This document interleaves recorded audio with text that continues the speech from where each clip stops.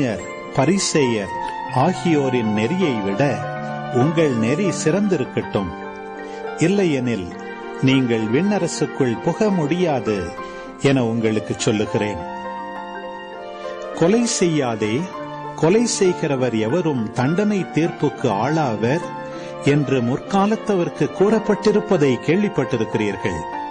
ஆனால் நான் உங்களுக்கு சொல்லுகிறேன், தம் சகோதரர் சகோதரிகளிடம் சினங்கொள்கிறவர் தண்டனை தீர்ப்புக்கு ஆளாவார். தம் சகோதரரையோ சகோதரியையோ முட்டாளே என்பவர் தலைமைச் சங்க தீர்ப்புக்கு ஆளாவார். அறிவிலியே என்பவர் எரிநரகத்துக்கு ஆளாவார்.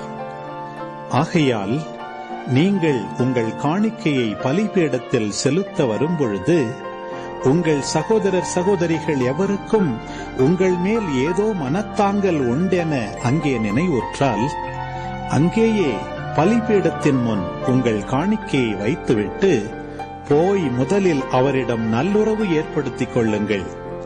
பின்பு வந்து உங்கள் காணிக்கையை செலுத்துங்கள். உங்கள் எதிரி உங்களை நீதிமன்றத்துக்கு கூட்டிச் செல்லும் போது வழியிலேயே அவருடன் விரைவாக உடன்பாடு செய்து கொள்ளுங்கள்.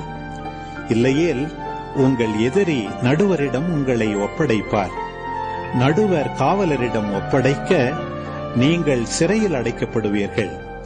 கடைசி காசு வரை திருப்பிச் செலுத்தாமல் அங்கிருந்து வெளியேற மாட்டீர்கள் என உறுதியாக உங்களுக்கு சொல்லுகிறேன்.